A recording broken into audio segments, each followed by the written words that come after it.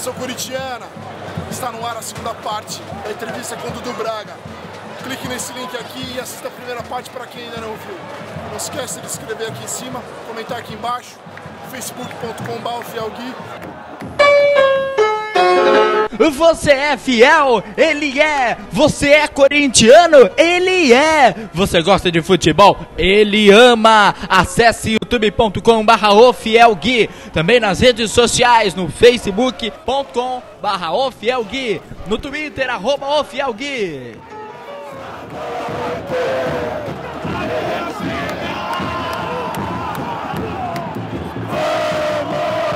Eu só acho que como time do povo, eu tenho pegado no pé disso mesmo. Eu acho que os ingressos ainda estão meio abusivos, assim. Eles estão querendo elitizar um pouco a torcida do Corinthians ainda. Acho que é o único, não talvez o único não, mas o principal defeito ainda dessa diretoria. Né? Eu acho que eles estão forçando um pouco o preço dos ingressos. Você sabe o que eu acho que aconteceu, cara? Eu lembro que uma época, meados da década de 80, Gui, não sei se é dessa época, cara, eu tenho 43, mas assim... Eu nasci em 85. Ah, então você nasceu bem nessa época. O que acontecia? Na década de 80, a bilheteria era muito importante. Muito. Depois começou a ter uma mudança e o que começou a ser importante era justamente o que vinha da televisão, né? A receita da televisão. E aí começaram a deixar para lá um pouco a bilheteria.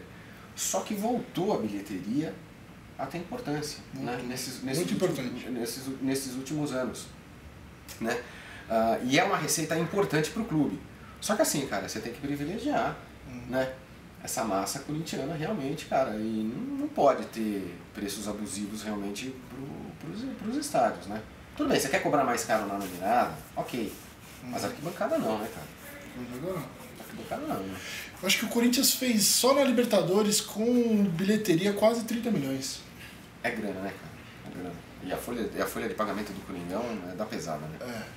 Assim, eu até entendo que, por exemplo, com o campeonato com a Libertadores, você tem que ter um ingresso um pouco mais, um valor um pouco mais alto, né? Mas, por exemplo, o Brasileirão, que são 19 jogos, você pode ter um ingresso um pouco mais baixo. No Campeonato Paulista, que é um campeonato que ainda o time está se entrosando, fazer com que vá mais famílias também. Com certeza. Né? Com a coisa do Corinthians, você tá com a camisa? Posso ficar mais corintiano aqui? Pode, fica à vontade. Agora sim, hein? Aqui, cara, aí... Muito mais à vontade, né? Pô, cara, agora sim, né? Tamo junto. Né? Aí, Coringão, gostei de ver. E aí, Gui? Vamos... São tantas emoções do Coringão, já o Jarbão do seu pai, né? Total. Vamos lembrar um pouquinho assim. 77 foi talvez um momento mais especial pra você como corintiano. Olha, eu não... Já sei qual que foi. Foi de 90. Conta pra gente essa história de 90. Essa história é boa. Porque assim, 77 me abriu pro Corinthians, né, cara? Aquela história de ser corintiano e, pô, entrar nessa. Poxa, aquele time do Sócrates, Casagrande, 81, 82, bicampeonato paulista e tal. E você viu ainda, né, o Sócrates jogar, esse time fantástico do Corinthians. Meu pai é apaixonado por esse time. Esse time era sensacional, cara. E a gente bateu, eu acho que foi um 4-2, Corinthians e Flamengo, cara.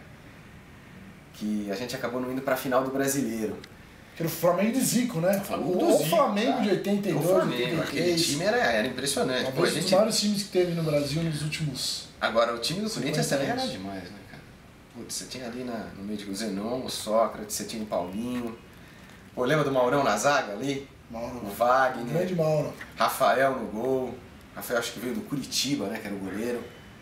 Né? Poxa vida, que timaço. Ataliba, cara. Não, a Taliba não foi... Birubiru. Grande Biro. Pô, Birubiru, pelo amor de Deus, cara. Birubiru, que... Figuraça, né? O cara implacável, né, cara? Incansável ali no meio de campo, o Biro, né, cara? Birubiru. Sensacional, cara. Quase o novo Ralf. O Ralf é o novo Birubiru, né? Um cara incansável que marca, tá em todos os lugares. Briga por todo mundo. Não parava, né, bichão? Não para. Cara, mas eu vou te falar, 90 pra mim foi... Eu acho que... Olha... 90 pra mim foi sensacional, não é? Porque primeiro que a gente se classificou para as finais do brasileiro em 8º lugar. Isso. Não é?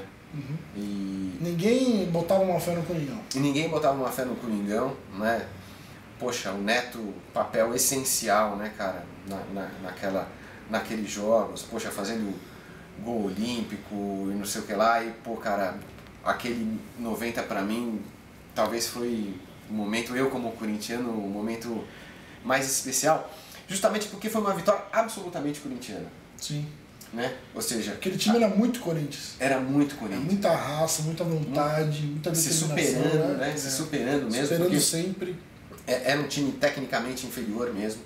A gente pode falar isso, cara. E a gente foi lá, foi na raça mesmo, naquela raça corintiana, nessa história nossa mesmo de... Ronaldão no gol. Ronaldo, putz, cara. Ronaldo sensacional, cara. E, pô, Tupanzinho botando aquela bola pra dentro no comecinho do segundo tempo, lá no Morumbi. Chorado, né? Nossa, cara. Bom, dos nossos jeitos, né, cara? Cara, 77, 90, 2012, cara. O gol do Emerson, aquele calcanhar, aquele bate-bate, o calcanhar do Danilo pro Sheik ali, cara. Nossa, cara. É Corinthians, né? É sempre assim. Porque se a gente pegar o bicampeonato, né? O bicampeonato brasileiro de 98 e 99, o Corinthians tinha um timaço. Tinha.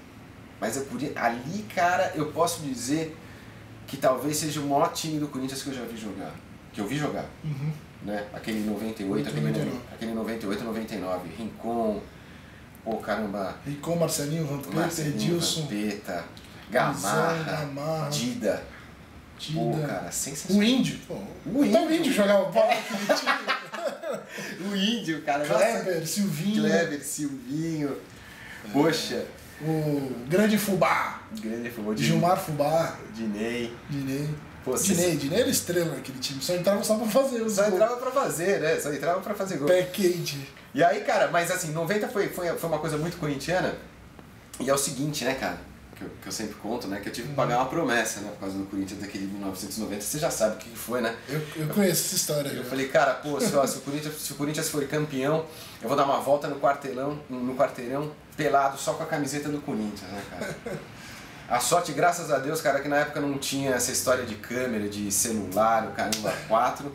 E não teve jeito, cara. Eu saí do Morumbi, eu morava no Morumbi, inclusive, numa casa ali do lado, ainda bem que era um quarteirão também meio deserto, né? Eu saí do Morumbi, meus amigos chegaram e falaram, bom, agora, amigo, você vai ter que pagar. Agora é sua vez. Arranquei as calças, cara, saí num pinhote.